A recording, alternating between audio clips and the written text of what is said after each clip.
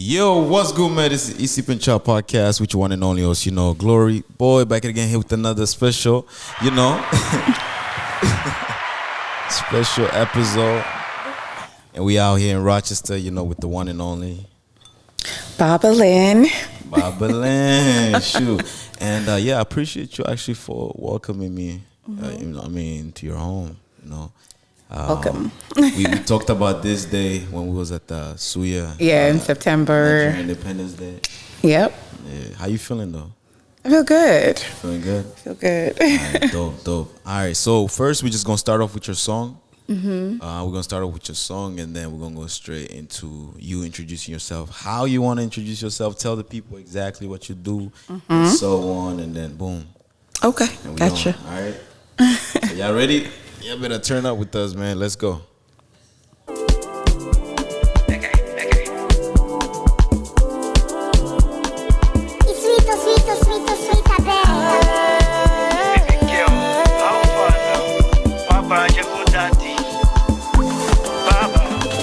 When we come around, you for no say, we don't upgrade, oh, party don't they start, oh, when the music drops, DJ wait, oh, clear the floor, oh, this music they bound, oh, feel my body, on your body, see my back up, where they surgery, spray their money, for my case, it don't they go low, for my ways, so he said, and around the world, seen the kind of girl quite like I. You know you are fine, girl, you're fine. So if you're hurt, just say I, just say I. If you're a boss, just say I, just say I. You know you're fine, just say I, just say I. When it's all you know you're fine. Yo. If you wanna hear the whole song, it's on all platforms. Yes, on all platforms, Apple Music, Spotify, YouTube, and then Tidal and the rest are going to be rolling out soon. I think Instagram as well. Right. Eventually, And shout out to Okupe.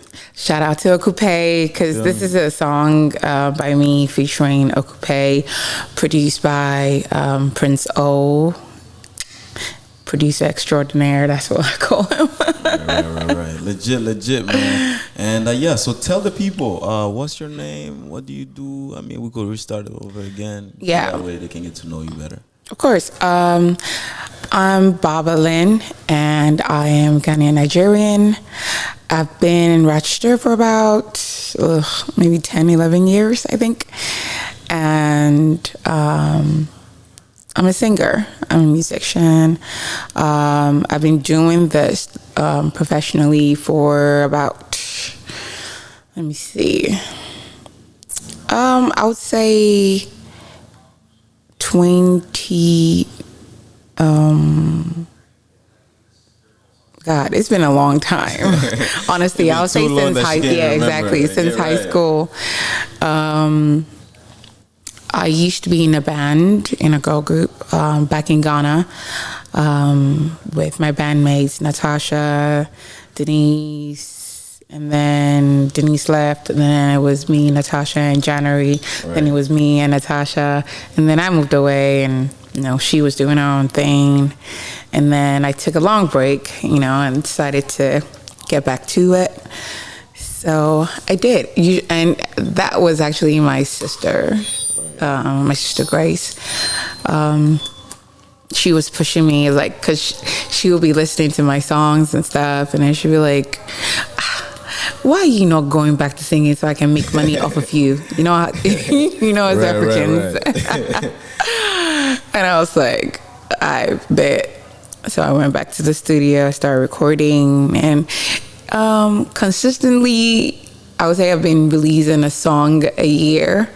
But I feel like this year I was like, I want to do more. I want to put out more singles and then drop an EP or an album. So working on that, which hopefully by next month, the holiday season, I would have dropped something. again. That was a heck of an introduction, and like which I said, like people have to really know who you are, and you Exactly. kinda, like, really broke it down. Yeah. And you know, like a lot of singers usually start singing from church. Did you start singing from church? I definitely started singing from church, then school, and then, musicals in school. Right. And like my friends in the neighborhood, they had like a makeshift studio, and then it became a professional studio, and then we started like working together. I think we used to call ourselves Field Day Entertainment. Actually, that's creative. Field Day Entertainment after school, right? Yeah, and then it's dope, and I'm so proud of all of them. PCA, Juju, like they went to South Africa and they're doing their own thing. So I'm proud of them. I've worked with the likes of Queso, what's his? Oh God, I just went blank. Genius Selection, P2s. These are like big producers back in Ghana. So it's been fun. It's been a journey, I would say. It's like, and it's also been like stop and go. And just like, like you're driving, going on a road trip, you stop and go. Like, you stop at the rest stop, take a break, refuel, get yourself ready, and get some inspiration, and then hit back on the road. Going. Right. And also like you mentioned, like the transition. From singing in church and then singing to like, this regular music, was that difficult for you? Like, did you have like a difficult time transitioning? Because, you have African parents, and most of them, they're so happy that you're singing in church. And then all of a sudden you tell them, you know what? Right. I want to sing my type of music that I want to sing, instead of like singing in church. Like, how was that transition? I mean, honestly, I'll say this. I come from a very supportive family. The funny part about that is, like, they are, my dad is a bishop. My mom is an evangelist. So it was a little, tuck and go for a little bit, especially on my mom's side. My dad is, like, super cool. He, like, so long, for him, it was always, I will support you in whatever you want to do. You can do whatever you want to do, so long as you don't bring shame to me. And he did not feel like... He told you straight up. And he did not feel like whatever songs I'm singing or whatever I'm doing is going to bring shame. My mom, on the other hand, even though she's very supportive and stuff, she had... African parents, they usually have a vision of what they want you to do.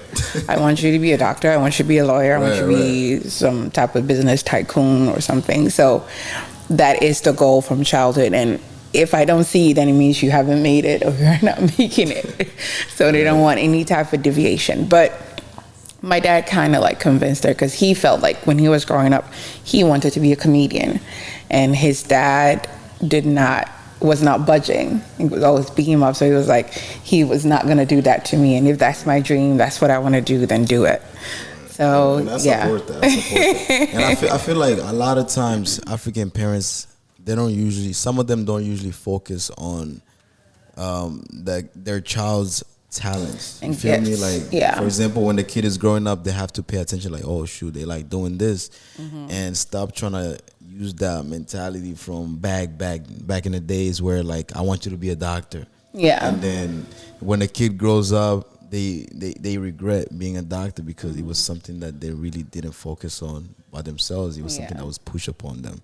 And also, like, tell us, where did you grow up the most? Ghana or? Definitely Ghana. Okay. I was born in Nigeria, but I came back to Ghana, when I was still young. So, and I schooled there a lot. So I would definitely say I grew up in Ghana mostly. So I relate to Ghana more, but I'm still surrounded by a lot of Nigerian family, Nigerian friends. Right. So.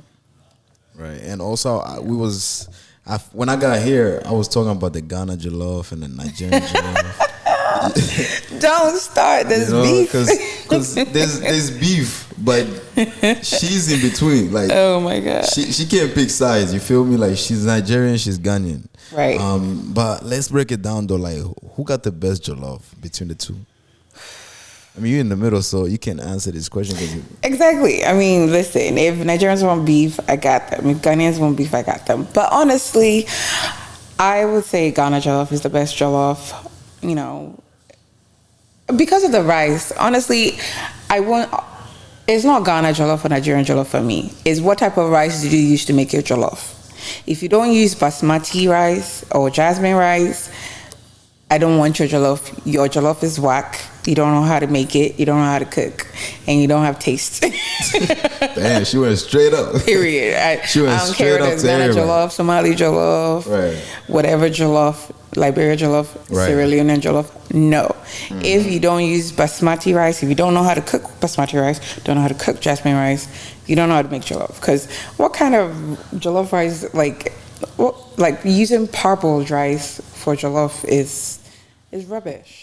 It's rubbish. Using broken rice for jollof, which, you know, we usually in Ghana, broken rice is used for omotuo to make the rice balls because it's broken. So it's. Man, I ain't gonna lie. I don't even know about jollof like that. You don't know about jollof? I just know how to eat it.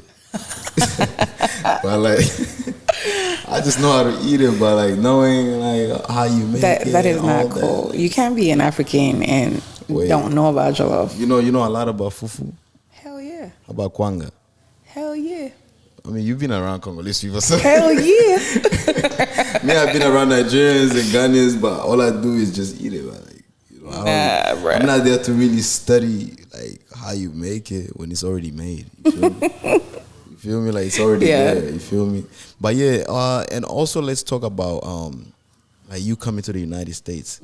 How was the transition as well? You know, coming to a different country, and I know in Nigeria, Ghana, they do speak English, but like coming here, you kind of like it was like a culture shock, correct? And just being here, like, how was the transition from a different country to a whole different continent? You feel me? Like from Africa to United States. I mean, for me, fortunately, I had traveled like.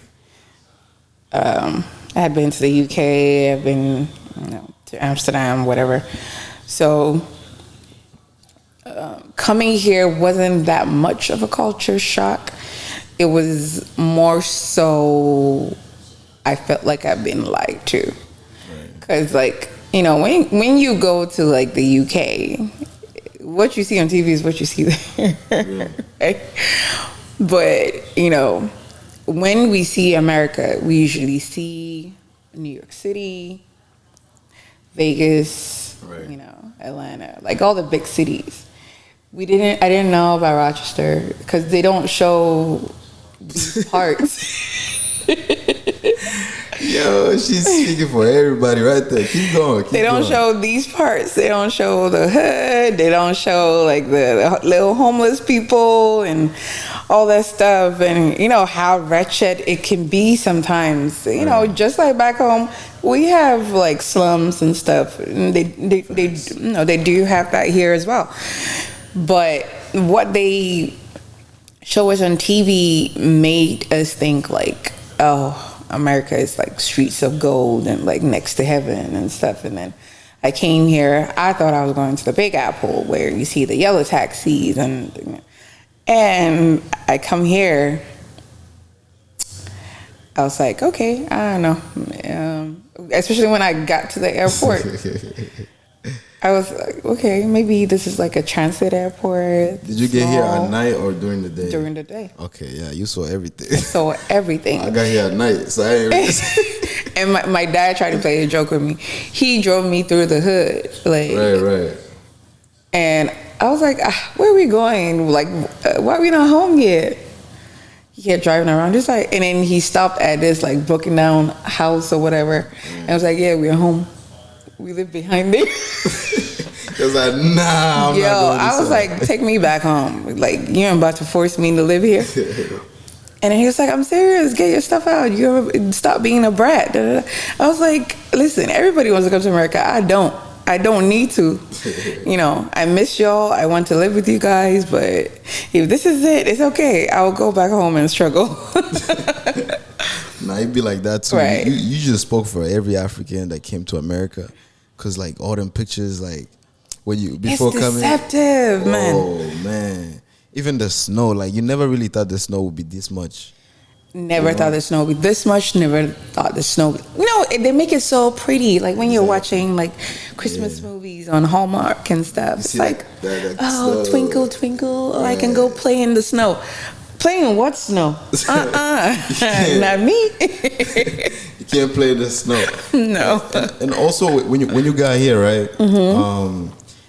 Just going to school and stuff like that. Like, how was the experience? I didn't go to school here. I came here as an adult. Gotcha. So yeah, I did my schooling back in Ghana, and I spent the time in the UK schooling as well. So that's about it. So fortunately, I didn't have to school here because,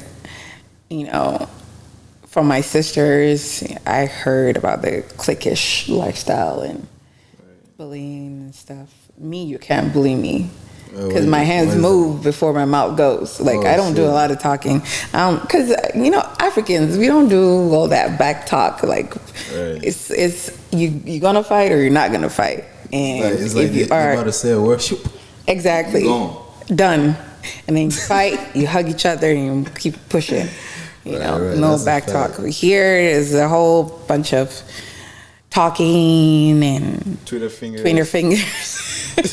Too much Twitter fingers.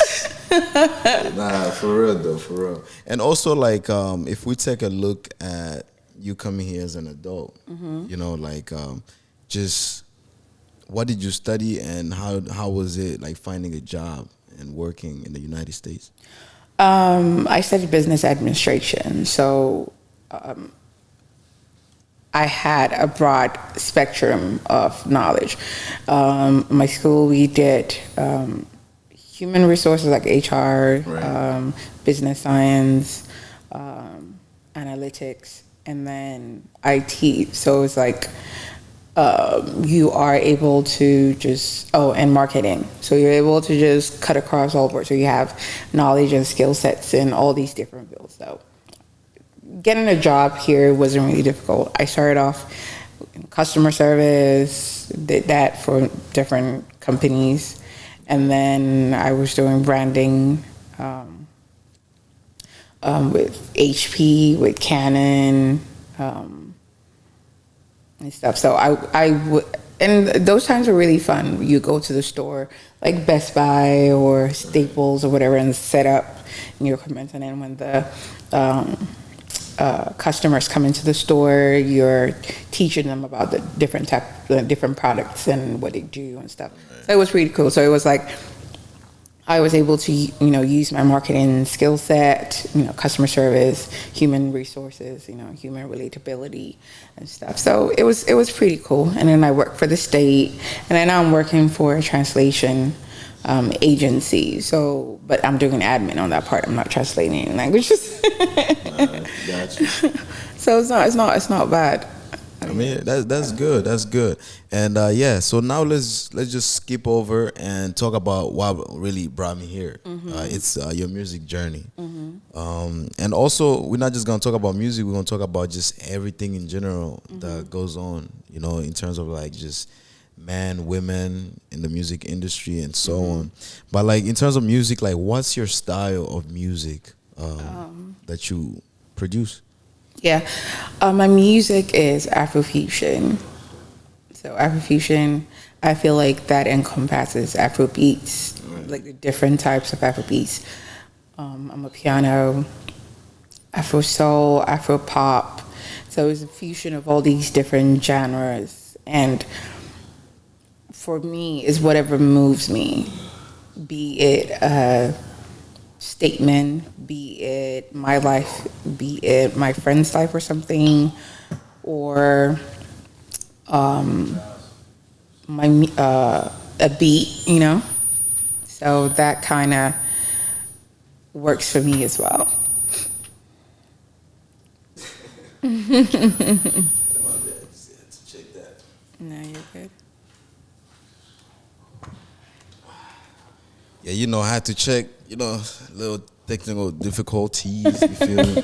But yeah, and also you just diving into that type of music, Afrofusion and so on. Like, what really caught your attention in order to be in that type of genre? It's just I love all kinds of music, and like most artists, well, I don't know about most artists. I know about me. I just know I don't like to be put in a box because I enjoy different flavors of music. I like jazz. I like soul. I like hip hop. I like rap. I like R&B. Right. Some country music, well, not a lot. I like pop. So I like drill music. So hip life, high life. Fungi music, So yeah, it's never heard of a Nigerian. Oh, got you. That's why I was like, what? Burna Boy does that sometimes. Fungi. Yeah. Oh. So Nice. I'm gonna check it out. Yeah. So it's kind of dope. So it's like I want to touch on all these. I want to touch on whatever type of music moves me, makes me vibe or inspires me. So that's why my music is Afrofusion, because I don't want to be put in a box. If I feel like making an R&B song, I'm going to make an R&B song. If I feel like making it on my piano song, I'm going to make it on my piano song. If I feel like making a high life song, I'm going to do that. If I feel like making, Afro beats, I'm going to do that. So, yeah. And I love working with different producers because I feel like every producer and what they can tap out of you, bring out of you. Right. They all got different techniques and pushing artists and right. I mean that's legit. And also I like to focus also more on like lyrics. Mm-hmm. Like because lyrics actually it either tells a story or it kind of like express a culture in terms of like people not knowing where you're from, so you express that through music. Yeah. So when you're writing your lyrics, like what type of lyrics you try to write the most in order for people to kind of feel you through your music? For me, I usually write in English and sometimes my dialect. I speak 3 dialects from my country, Ghana. So, sometimes I put a little Yoruba in there. I don't speak Yoruba, but I know some words. So right. I put a couple here and there depending on what type of song I'm singing and what I'm trying to say. And sometimes what I'm trying to convey might be best said in my language, so it makes it easier to just go with that. Right. Not necessarily English per se. But sometimes too, what I'm trying to convey might be best said in English, and I do just that. All right, and what you try to convey though, like when you're writing music, like what's your main focus, like in lyrics, like the message you're giving? For me, I write about day-to-day things I go through, things I see around me, things my friends go through, sometimes right. Or my family goes through. I write about life. Sometimes I write about love. Sometimes I write about heartbreak. Sometimes I write about hope. Sometimes I write about pain. I write about joy and dancing and being happy. I write about being in love. So everything. But I tell my own story. I tell stories that are relatable. I want my music to be able to, be relatable to everyone. Like when you listen to my EP or my album, you will find something that speaks to you. Right. Be it, like hope or something to drive, like kicking your drive and keep pushing you to do whatever you want to do. Something to make you, still believe in love. Something to make you pick yourself up and be the boss that you are. Something to just make you happy and dance. Right. So yeah, that's what I try to convey in my music. That's good. That's good. And also, like, who is your main target in terms of, like, let's say demographics, in terms of like age, gender, and so on. Like, who's your main target when you're doing your music? Everyone. Okay. Everyone. Most of the time, I don't know if you've listened to most of my songs. I try to keep my lyrics PG-13. Why is that? I don't know. Maybe it's the same from your father said, don't do your music. It's not even that. I don't think my father would care that much per se. It's more so like a culture thing. Like most Africans, we like if you listen to African music a lot, there isn't really a lot of profanity. That's a fact. You know, every now and then you will get, you know, a few things here and there, but it's not crass. Where, you know, here it's straight up. If Sexy Red is singing or Suki or whoever, imagine they were Africans. Imagine all the African parents. It's like, hey, where did I go wrong? This is your You have killed me, oh. Nah, that's a fact. They would be going crazy. Exactly. So it's not even, and it's nothing against them. Like I listen to, you know, all of those type of musics, but it's just a comfortability thing. Right. Like, yeah, if I'm talking to my friends or whatever, you know, I may use crass language every now and then, but it's not something that comes, you know, easily in my music. I'm not able to, you know, express that, and I still want everybody to be able to like listen to my songs, you know, young, old, middle-aged, whatever, and be like, oh, you know, they don't have to say, oh, kids, cover your ears, or oh my God, you know. Like, right. Nah, I feel you.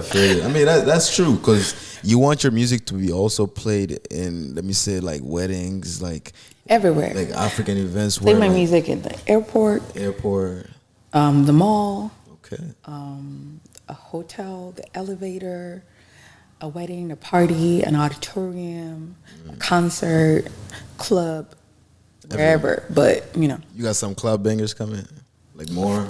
You know, you just heard Fine. Fine is a club banger. I'm saying like, more though, more, of course. More like I'm a You ain't piano stopping. and everything. Yeah, stopping. The grind is on, man. Always. And also, like, if we take a look at just performing wise, you know, like, because a lot of artists either have few performances and so on, but like, how is that for you? Like when you perform like in front of people? Honestly, I'll say like when I was in a group, I performed more. But recently, I've been, you know, blessed to be, you know, placed on a few different stages. Thanks to Prince O, thanks to Gotti, Grand Tone. Yeah, I've had that privilege of being allowed to showcase my music in a few different stages, big and small, here in Rochester. So I'll say I'm not a new artist, but I am a reintroduced artist, I'll say. Right. So for a reintroduced artist, I think I'm doing quite well. I mean, you're doing good. Thank You're doing good, because I actually saw you. You did like a small performance. It wasn't too crazy in Buffalo, and you did good. I mean, you had people getting. You had your friends. I know the guys were after me, bruh. Right, but I love their energy. You know, I like when people just genuinely vibe to your music and whatever. But they were not letting me stand still. Oh, them guys, you know them? I don't know them. they were just so hyped that I left it. I just wish they would just let me stand there for a second and finish the song. Oh man, it was like even be cool. It was like he was trying to push them like get away, get away. I know. And they're like, nope. No, we want to dance. We want to dance. That's it.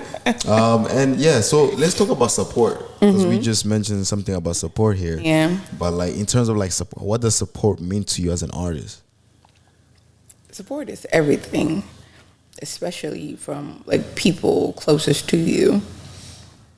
It means everything. It means that they recognize your grind, they recognize your passion, and they're willing to push you as far as they can with their support, be it downloading my music, be it playing it, be it, you know, sending a quick video, post it, reposting, something that I've done, or, sharing my music with people.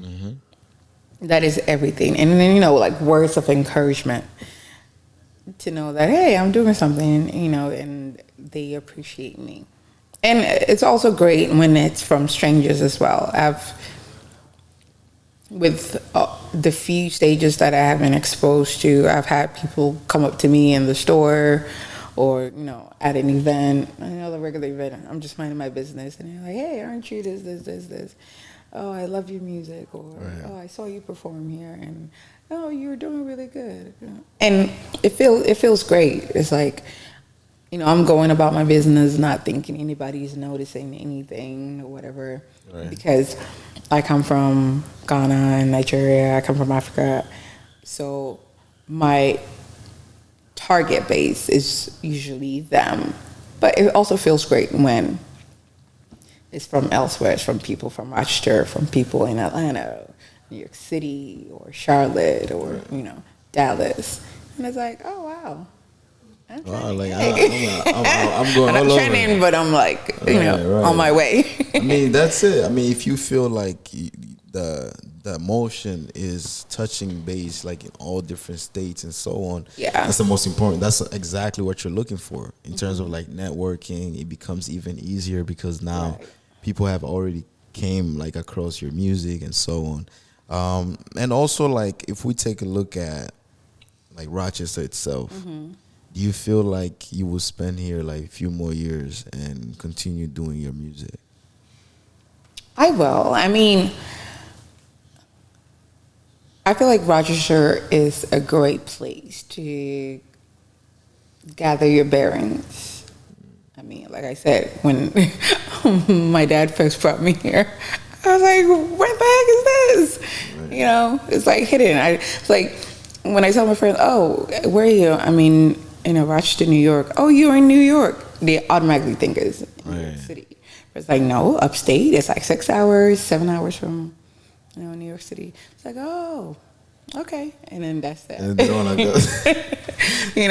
but I feel like it's a good place to gather your bearings, figure out your next step, and grow. That's a fact. And then after that, you catapult yourself to your next destination.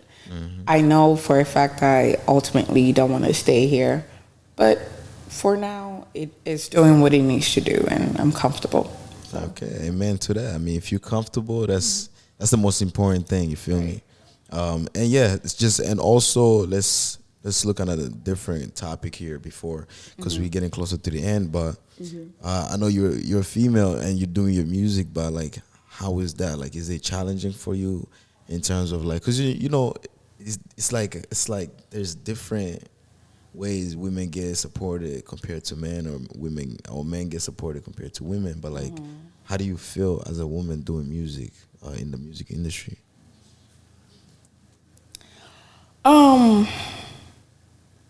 For me personally, because I know other women's experiences, I haven't necessarily experienced that, which is like the dark side of the industry where, people want to give and take. What are you going to do for me so that I can give you a beat or put you on this platform or whatever? Right.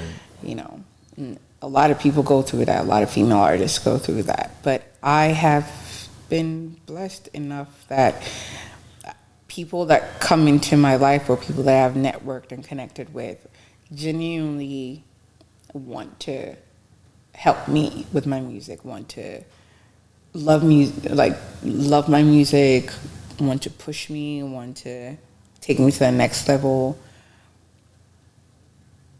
across the board, genuinely. So I don't have those experiences. So I would say all in all is good, but it's still out there, But sometimes too, you need discernment. I feel like when you come across people and, you're talking about music, and as a female artist, they're saying, oh, and I can do this and I can do that. Like, right. Get your thinking cap on, do your research. Who are they worked with? What have they done? What were their experiences? how successful were they, you know, and then what type of knowledge are you gaining from them? Because sometimes some people are great at what they do. They haven't necessarily, or sometimes they have a lot of knowledge. They haven't necessarily broken out of, you know, their circle or their confinement or whatever, but they are still knowledgeable. So they can still help you, but it might not be as big as a platform, like, you know. So I feel like if you do your research and then you realize that what they're giving you is like legit information, legit help, legit, yeah, go for it. But if someone's just spewing rubbish, then use your, you know, use your brains and keep it pushing. Because sometimes it's like all help is not worth it, you know? Right. Yeah. Oh, that's a fact. Some help not worth it, to be honest. I mean, some help comes with a curse. And strings and headaches. Yeah, headaches. Like, you know, like some people just do stuff not genuinely. They do it with an intention to kind of like put you down in some way, but sometimes they don't even come in there to come put you down. They just come to take advantage. Right. So it's like, let's say like a female artist and a male producer or male, you know, exec or something. They're not necessarily thinking, oh, I'm gonna ruin her life or whatever. They just she might be cool, whatever. I just want to sleep with her, or, you know, and then keep it pushing. So it's not really thinking about you. It's just thinking about them and what they need from you, and that's that. Right. Yeah. I mean, that's a fact. I mean, there's who is it? There's just one girl, Mulatto or whatever. She came on social media saying like, oh, this one rapper in the industry, they don't want to do no feature with me if I don't sleep with them, you know. And that sparked like a whole different tension, like on social media. People were trying to find who that person was, and it became a topic where like a lot of different agencies, like, in order to do something for you, you have to give them something in return. You feel me? And that's the sad part. That's the sad part of it, because a lot of females don't even want to come out when stuff like that actually happens, because all the judgment from people, and why would you go to the studio dressed like this, or why would you let this person do this, or, you know, it's like, it's so unnecessary. If someone has gone through something, yes, they are entitled to say their story. Right. You're entitled to your opinion, but you're not entitled to shame them. Right. You know, if they come out and say this and that, let the right authorities like decide if what happened, or if it's justified, or if they're gonna get their justice. But a lot of people just want to sit at home, sit on their computers, on their phones, on social media, and just bring people down for no reason. Like we said, Twitter fingers. All right. It's like they just know, like, as soon as they see that little controversy, they're ready to kind of. And I hate people that are followers. I hate when someone says something silly or whatever it may be, and everybody, oh, me too, I was just about to say that. It's like, have a mind of your own, like, make your own decisions. If someone says, it's mostly like, this person is popular or is known or whatever, so whatever they say, I have to jump on the bandwagon and agree with it. Like, no, I hear some, like, you know, big people say something, and I'm like, are you okay? Like, right. And I have ruined a lot. Like, are you okay? I have ruined a lot of relationships. You know, like, one person comes up, say, "Oh, did you see the one post? One artist came up. She was saying, like, a man. These are places where a man should not take you on the first date. Cheesecake Factory, this. See? And then, it's like most girls on the Shades Room was like, yes, like, I can't go. If he takes me to Cheesecake Factory, he will never see me again. Da, da, da. And I was It's like, ridiculous because I bet you Cheesecake they were Factory is all good. excited to go to Cheesecake Factory. what? And all of a sudden, Nice. no, because some girl said no and whatever. But if another list comes on and there's Cheesecake Factory on there and there's whatever else on there, and everybody agrees, then they're gonna agree to it. Right. Like, have a mind of your own. I'm not saying you shouldn't have your standards or you shouldn't have your preferences. Like, I mean, I like to go to Cheesecake Factory. That's okay, but it's my decision. It's not because people said it, Right. or because someone came and posted it online, so I have to agree to it. But would you go there if a guy was to take you there? Yeah, I mean, honestly, for me, going out, it's a thing. It's like the food has to be good, and the ambiance has to be good. Unless I'm trying to go grab something quick, but I sometimes dress to fit the aesthetics of the place. So, yeah, I take all that into account. Like, oh, You be serious with your style. Muppet spirit. I mean, you got a sibling that's Yeah, my sister Grace Moawa, she's a fashion designer. designer. My other sister, Golo, she's a hairstylist. So it's like, yeah, when we step, we step. So Step it's up. our thing, but it's not. We are not followers. We don't do stuff because someone said this, and that, or someone made a list or something. So I'm gonna buy to it. Like I just want people to have their own mind and have their own standards and stand on business. I Period. like that. I like that. You have to be a trendsetter, not a follower. You know. Yeah. But yeah, and so we're getting closer to the end. But one last question here for you is, what's up with the future, and also like, how can you kind of like inspire the upcoming artists? Because you've been in the game for a while, you know, and there's a lot of young people that want to do music and so on. Like what words of encouragement and inspiring that you can give them in order for them to continue doing it for a very long time as well? Okay. I have a lot in store. I'm working on a lot. My new single just came out, Fine, featuring Okupe. It came out on the 10th, which was last Friday. So it's out on all platforms. I think I said that earlier. My EP will be dropping next month. I don't have a date yet, but you're going to get it pretty soon. It's on all my social media, BabaaLinOfficial, Facebook, Instagram, Twitter, TikTok, everywhere. Follow, get all the details, subscribe, all that, YouTube. But I would tell up-and-coming artists that they have it a little bit easier. In my day, I mean, I'm talking like I'm so old.